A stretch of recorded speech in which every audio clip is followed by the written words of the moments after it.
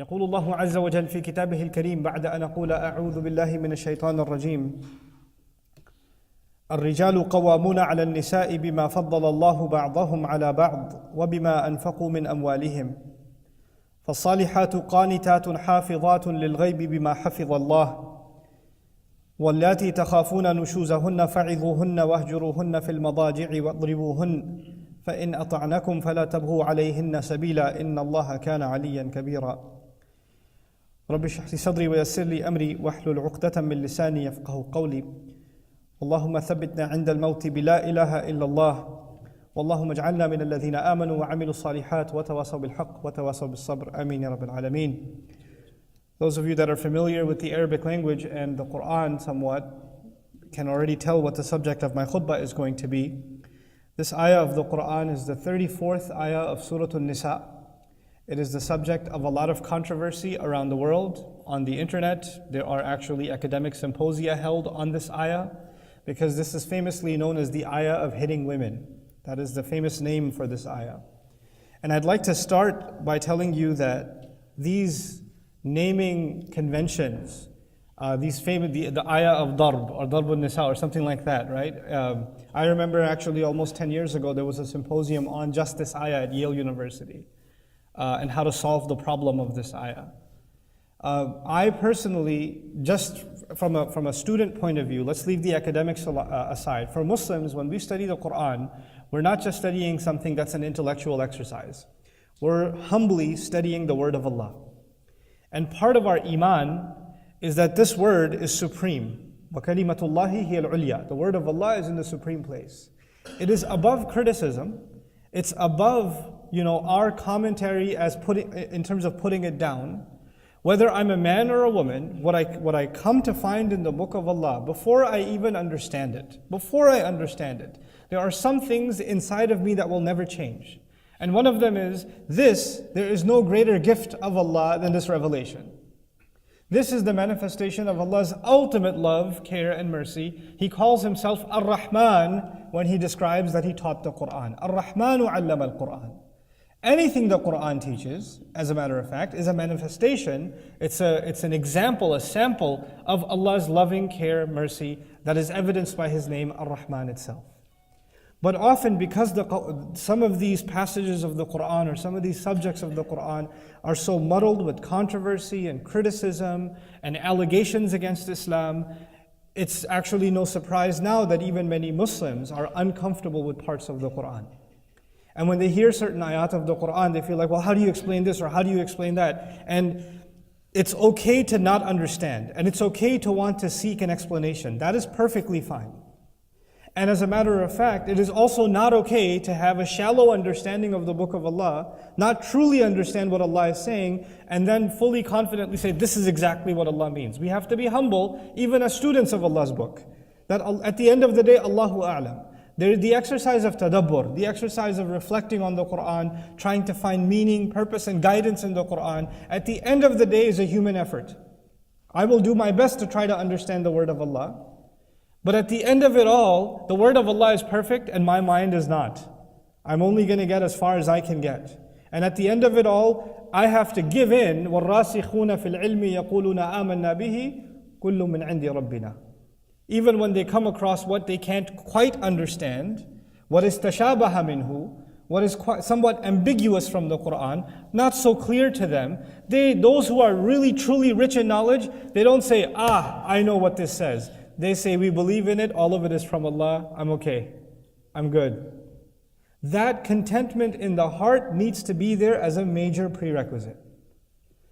Having a criticism when the heart of a believer has a criticism of the word of Allah, you have to understand that is no different than a criticism of Allah Himself. The word of Allah is actually a representation of Allah Azza wa Jal. It is from Him. This is His message. This is His position. So we have to have a humility, regardless of gender, when we approach this subject.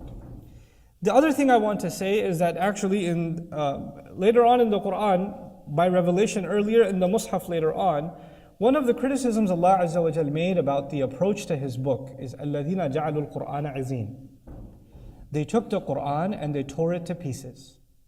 They took the Quran and tore it to pieces. Now it's pretty interesting that that statement was made when the Prophet was in Mecca, sallallahu alaihi wasallam. The Quran wasn't even documented in writing yet.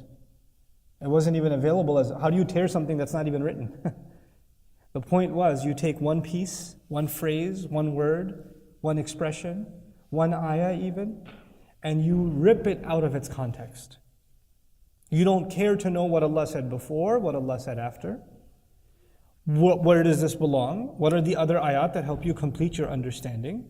Nope, you hear half a thing, you take a soundbite, which is what media does in propaganda, right? You take a soundbite, and then you'd say, this person said so and so. Well, actually, that's half the sentence. The other sentence, the rest of it is something else. You know, taking things out of context is actually one of the main implications of الَّذِينَ جَعَلُوا الْقُرْآنَ عِزِينَ. That's one of the crimes that's been committed against this beautiful, beautiful ayah. And I have to start with that this is a remarkably beautiful ayah. The ayah is divided into two halves.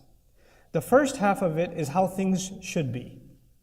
The second half of it is, what do you do when things aren't as they should be? Two halves. What do you do when things aren't as they should be includes the part that is the subject of controversy.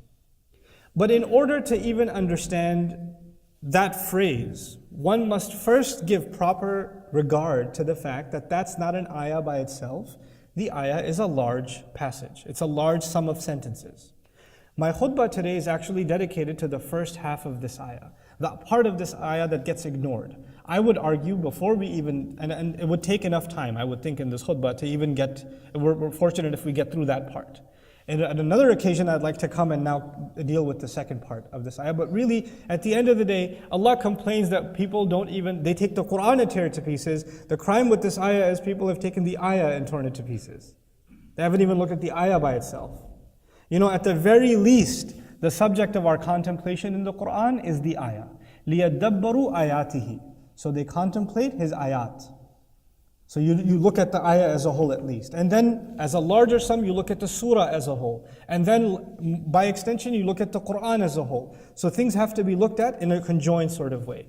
So I'd like to begin with the first remarkable phrase here, الرِّجَالُ قَوَّامُونَ عَلَى النِّسَاءِ. Men, a rough translation, men are maintainers over women. Men are maintainers, caretakers over women. But let's dig deep into that word in between men and women, which is قَوَّامُونَ عَلَيْهِنَّ قَوَّامُونَ عَلَى النِّسَاءِ. The word qawwam comes from the Arabic verb qama, to stand, but also means to commit, lazima, to take care of, to maintain, to be serious, to be committed to something. As a matter of fact, one of the names of Allah comes from this same origin. Allahu la ilaha illa huwa al-hayyul qayyum. Al-qayyum is actually related to the word al-qawwam. It's from the same origin.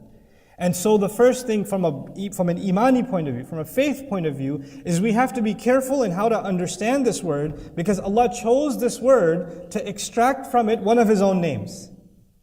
So if you are loose in the treatment of this word, you're dealing with something very sacred to begin with. You have to think about, for a moment, take a step back, and think about language altogether. Allah taught all of bayan, allamahul bayan. All language was taught by Allah, even what we speak now in English or Urdu or Punjabi or Farsi or Bahasa Malay or whatever language you speak. That is actually, it goes back to what was given to Adam alayhi salam.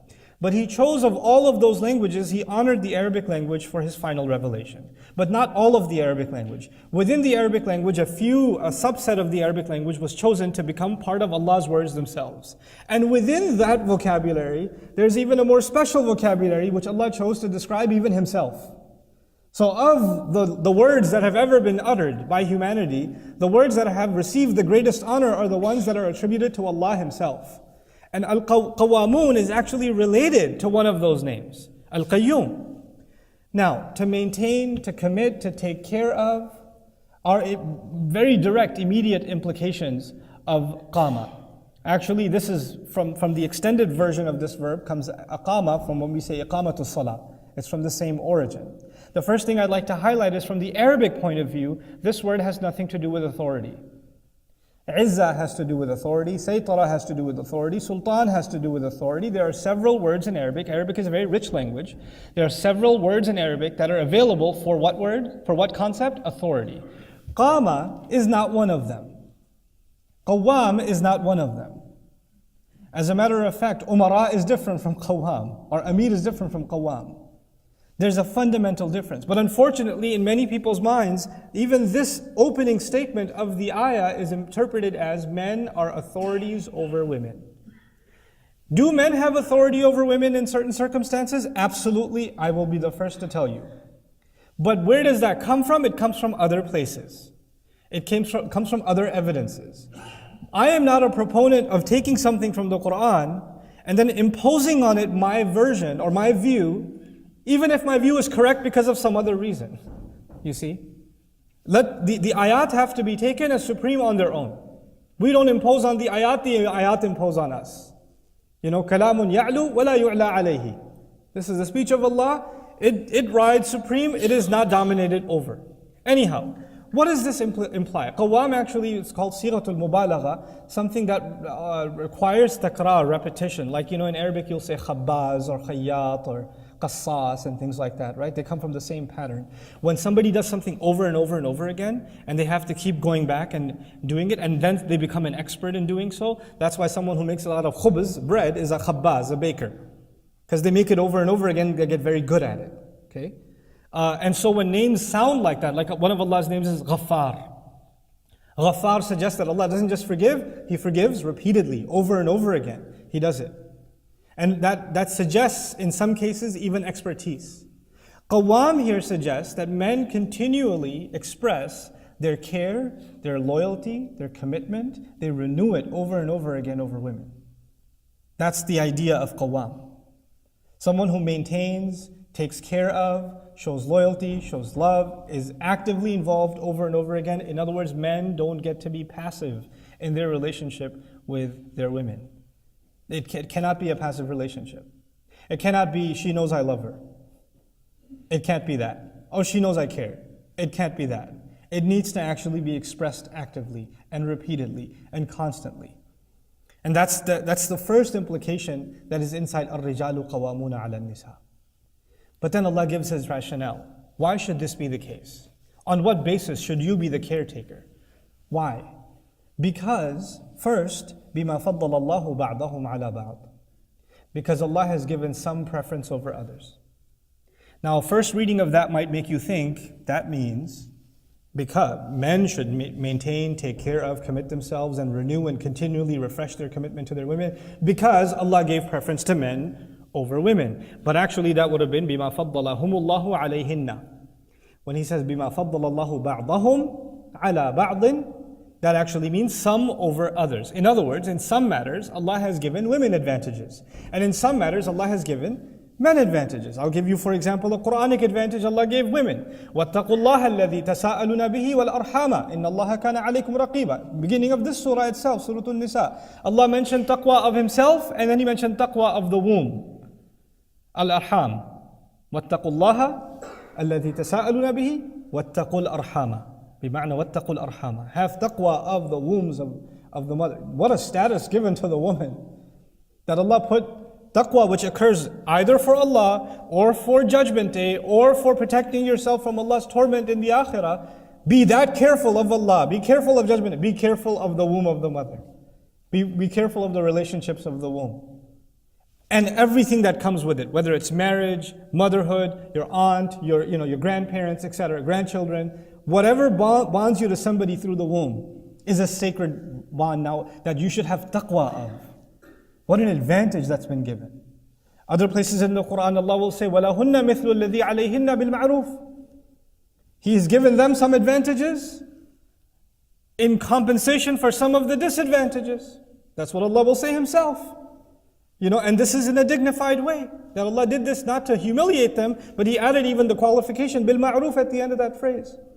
So the idea here is Allah is actually encouraging men to acknowledge that women have been given certain honors, and because of it, they must go out of their way to take care of women. They must actually acknowledge the blessings Allah has given them, the merits that Allah has given them, and in acknowledgement of that, now you've been put not in a position of advantage, but rather in a position of responsibility. This is a burden on you. This is something you'll be asked about. This is actually in line with ثُمَّ لَتُسْأَلُنَّ يَوْمَئِذٍ عَنِ النَّعِيمِ. On that day you'll be asked about the favor, the blessings you enjoyed. And that is one of them. But then he adds a second qualification. Another basis for which you must maintain and take care of your women is وَبِمَا أَنْفَقُوا مِنْ أَمْوَالِهِمْ. Also, this is actually commonly not understood. Our Mufassirun exhausted themselves over this. وَبِمَا أَنْفَقُوا مِنْ أَمْوَالِهِمْ. The ba, they say لِلْإِبْتِدَاء. One argument is لِلْإِبْتِدَاء. What does that suggest? It means because the starting point of their relationship with their women is that they spend from their monies. Your relationship with your spouse isn't, well, I pay the bills, I pay the rent, I'm paying the car insurance, I'm paying the cell phone, I'm paying for your shopping, so I don't have to do anything else. As if to say the starting point of it. Look, because on account of the fact that you're already spending from your monies, which is the original gesture, by the way, even that relationship of marriage began with mahar, it began with infaqul amwal. But that wasn't the end of the relationship, that was the beginning of the relationship. It actually ceremonially symbolized something. It symbolized that you're willing to spend even of hard-earned income on this person. And therefore, now that and by the way, when you spend something on someone or on something, then naturally you take care of it. And so actually on account of that, Allah Azza wa Jalla says you and I must, as men, take care of women. وَبِمَا أَنْفَقُوا مِنْ أَمْوَالِهِمْ. Now, on this note, Allah Azza wa Jalla in the Quran made it pretty explicitly clear. I mean, there are extraneous circumstances. There are unusual situations in life. And Allah mentions those too. But as a general principle, a man is supposed to actually have deep in his spirit that he wants to provide and take care of his family. Not just emotionally and in every other sense that's already, in a protective sense that's already been mentioned, but also in terms of providing. I felt the need to highlight this because I've had, I think, one too many conversations that have left me pretty shocked, even disgusted, where husbands not only refuse to spend on their wives, I mean, not even in the most minimal way. They'll even go to a restaurant. And I'm not talking about some uneducated people from some rural area somewhere. No. Those people are actually much better. We're talking about people who live in Dallas, man. We're talking about people that are educated, professional, well established, and they'll go to a restaurant with their wife and say, we're splitting the check. Or I didn't want to come here, you wanted to come here, you pay. Or we're going on a trip to Pakistan. You buy your own ticket. Or, well, if you, and she says, I haven't bought any clothes for 3 years. I don't have anything. I don't even have enough to just even get groceries. Well, get a job then. I don't have enough, but you do have enough. You're getting a second car. You just bought a new TV for your office, which you play video games in.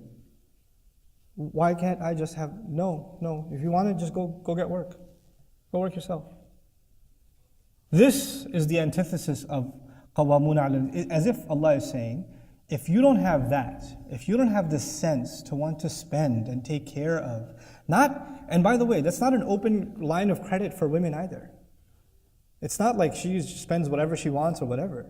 But you must take care of her needs at least and make her feel dignified. And actually, even if a woman has to come and beg and ask, and be humiliated to even ask for some financial assistance, this is an indication that you're no longer qawwam. You're not. وَبِمَا أَنْفَقُوا مِنْ أَمْوَالِهِمْ is so beautifully spelled out, And what happens in many traditional cultures is a fun problem. We get married, and our parents and our siblings, they're our real family. This girl you married, you just did her a favor. And you and your family will continuously remind her that, I could have married anybody. My mother showed me 20 different proposals, and I went with you. So you just be grateful and live in the closet. You know your place. And now she sees with her own eyes, every time you earn something, every time there's a moment to celebrate, every time there's a joyous occasion, you treat those people as your real family and her as second class. She doesn't really belong. She's the object of criticism, ridicule, mockery, and even negligence. And this is very common in Muslim families. How in the world are we people of Quran? How can we recite ayat like these? You know, the first part of this ayah, we feel like Quran is, it's embarrassing, it's saying something politically incorrect. We don't even look in the mirror. Well, the first part of this ayah is putting us to shame. It's putting us in our place. وَبِمَا أَنْفَقُوا مِنْ أَمْوَالِهِمْ. Then Allah turns His attention to women. Okay, this is how men should be. The first part of this brief statement, very comprehensive, is how men should be and how they should regard women. And because of the favors, not because men and women are special, because Allah gave them certain special things. That is Allah's grant to them. You know, sometimes you say, I don't see anything good in my wife, or whatever. Allah Azza wa Jalla is saying, بِمَا فَضَّلَ اللَّهُ بَعْضَهُمْ عَلَى بَعْضٍ. There are some things good in you that Allah granted you. Nobody can take that away. There are some things good in her that Allah granted her. Nobody can take. Not even you can take that away.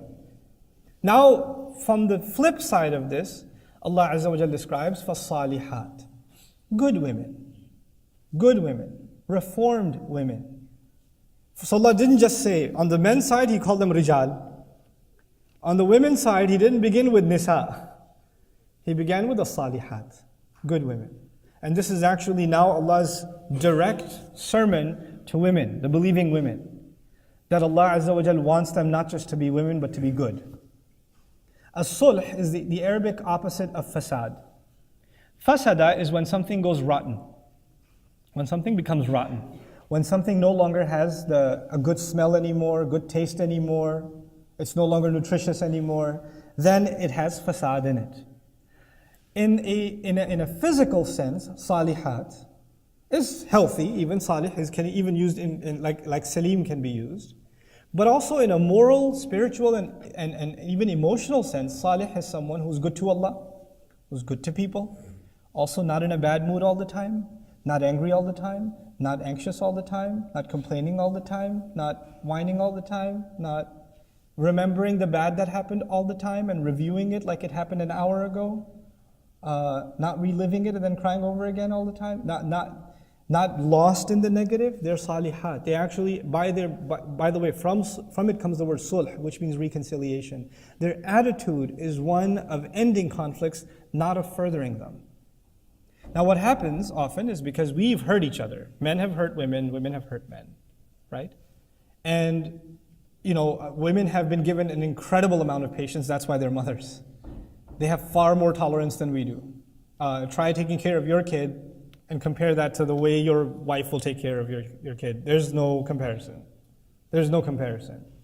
But then, when a woman is exhausted so much in so many other parts of her life, she has no energy left to be tolerant with her spouse. So all of that frustration comes out with him. And then she blows up on him. He comes home from work, and she's just railing on him. And then he says, why are you talking to me like this? And she'll say, well, I have no one else to talk to. I'm just expressing myself. There's a two-part problem here. When a husband failed to be qawwam, and when she failed to be salihah. فَالصَّالِحَاتُ. Then he says, قَانِتَاتٌ حَافِظَاتٌ لِلْغَيْبِ. Qanitat means subservient, but not to the man. Qunut in Quran, from my conviction, Allahu A'lam, there's both opinions, to be honest with you. But from what I can see, qanitat is actually subservient, submissive, but not to the man, but rather to Allah Azza wa Jalla. They're good, and they're subservient to Allah. Now if you can be subservient to Allah, everything your husband asks of you is already taken care of. Why? Because when somebody's subservient to Allah, when they're submissive to Allah, then a spouse truly becomes libas for the other. Then they cover for the faults of the other. Then they don't humiliate the other. Then they don't backbite the other. They don't call their friends and say, my husband is this way, this way, this way, and this way. They guard, Like there are cases, somebody complains, my husband doesn't pray. Every night he oversleeps. Why does he oversleep? Well, he works until 2, 3 in the morning. So he oversleeps. I can't stand it. He's such a hypocrite, etc., etc. That's not the kind of language you use for your husband. If he's not waking up for prayer, that crime that he's committing or sin that he's committing before Allah is also balanced by something. He's trying to provide for a family. He has no other way to make an income. He's a human being. He passes out. You go out of your way to try to wake him up lovingly, not giving him a lecture. You munafiq, wake up. You're going to burn in Jahannam. And if he doesn't wake up, you cover for his sin. If he doesn't wake up, you cover for it and you work patiently until he can. until you can support him in doing so. That's not a way of supporting. And on top of that, to badmouth him to others. Unacceptable. This is وَبِمَا أَنفَقُوا مِنْ أَمْوَالِهِمْ فَالصَّالِحَاتُ قَانِتَاتٌ. And then the next quality of a woman is حَافِظَاتٌ لِلْغَيْبِ بِمَا حَفِظَ اللَّهِ. This is where I'd like to conclude with. They guard the ghaib. Good women, they guard the unseen. What does that mean? The first, most commonly mentioned implication of this part of the ayah is, as a matter of fact, loyalty to their husbands. Loyalty in the sense that they don't expose them to others. Loyalty also that when the husband is gone, they're not doing something the husband wouldn't have wanted them to do. Loyalty also in the most explicit sense that they're not cheating on their husband, whether physically cheating on their husband or emotionally cheating on their husband. No, I'm just talking to him. I just text him every once in a while when I feel alone. We're just friends. No. That's also emotional infidelity. There are levels of infidelity. They guard the unseen. They guard when the husband isn't there. They protect themselves, A woman has to ask herself, why is she getting extra dressed up when she's going out, when the husband isn't there? Why is she putting on extra levels of makeup, etc., when so-and-so people are going to be there? I'm not there to make that call. You're not going to be there to make. You have to make that call yourself. Why are you doing this? Where is this coming from? Why are you changing your profile picture? For who? Why is that happening? Why are you posting newer and newer poses as a married woman? What's that about? Who are you trying to impress? You can lie to yourself. You can even rationalize it to me. I'm not interrogating you. I'm asking you to interrogate yourself. You just have to interrogate yourself. حَافِظَاتٌ لِلْغَيْبِ. On account of what Allah meant to be guarded. Some more reflective interpretations of this before I leave you are also that Allah Azza wa Jal made women حَافِظَاتٌ لِلْغَيْبِ in that they're protective of things they can't see. They're more careful and mindful and spiritually more alert than men are. Like in a sense that, when they make dua, they consider so many more things that men رَبَّنَا آتِنَا فِي الدُّنْيَا حَسَنَةً وَفِي الْآخِرَةِ حَسَنَةً وَقِنَا عَذَابَ النَّارِ. Done. A woman, dua for like 15 minutes. And she's sitting there and she's crying. Why? Because every concern is a big one to her, especially matters of, what she can't predict, what's going to happen in the future, etc., So Allah put that as a good quality in her too. Hafilatun lil ghaib has a spiritual dimension also, on account of what Allah has meant to be guarded. This is the first part of the ayah that is the subject of so much controversy. This is where marriage is supposed to be, the function of marriage is described in the most beautiful and comprehensive way. Before we even get to what goes wrong, which by itself, I would fully confidently argue is beautiful advice. It's absolutely beautiful advice.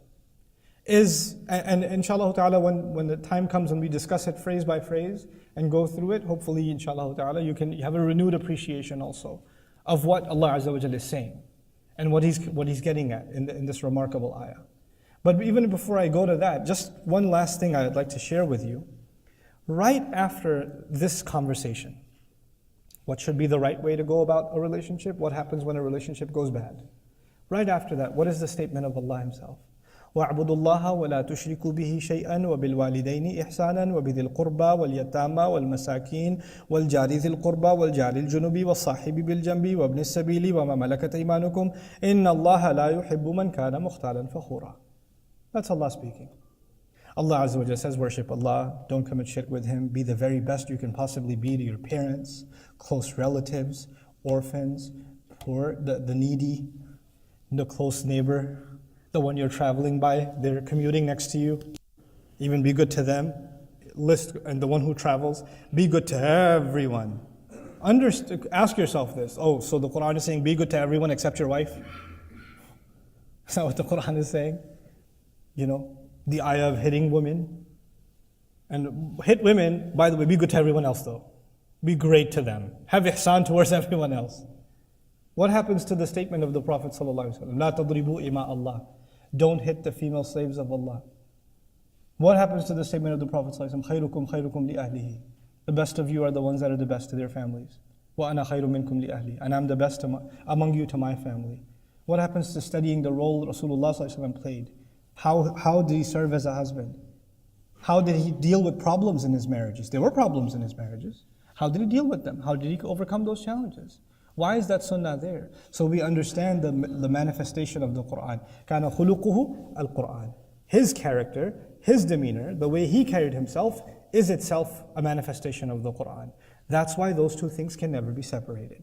May Allah Azza wa Jal make us genuine, sincere, and true to the word of Allah. May Allah Azza wa Jal allow us to be healthy husbands and healthy wives in our relationships, and therefore be sound parents, so that we raise our children knowing what it means to be in a healthy relationship. Barakallahu li wa lakum fil Qur'an al-Hakim, wa nafa'ani wa iyyakum bil ayati wa dhikr al-Hakim. Alhamdulillahi wa kafa wa salatu خصوصا على أفضلهم وخاتم النبيين محمد الأمين وعلى آله وصحبه أجمعين. قال الله عز وجل في كتابه الكريم بعد أن أقول أعوذ بالله من الشيطان الرجيم إن الله وملائكته يصلون على النبي يا أيها الذين آمنوا صلوا عليه وسلموا تسليما اللهم صل على محمد وعلى آل محمد كما صليت على إبراهيم وعلى آل إبراهيم في العالمين إنك حميد مجيد اللهم بارك على محمد وعلى آل محمد كما باركت على إبراهيم وعلى آل إبراهيم في العالمين إنك حميد مجيد. عباد الله رحمكم الله اتقوا الله إن الله يأمر بالعدل والإحسان وإيتاء ذي القربى وينهى عن الفحشاء والمنكر ولذكر الله أكبر والله يعلم ما تصنعون. أقم الصلاة إن الصلاة كانت على المؤمنين كتابا موقوتا.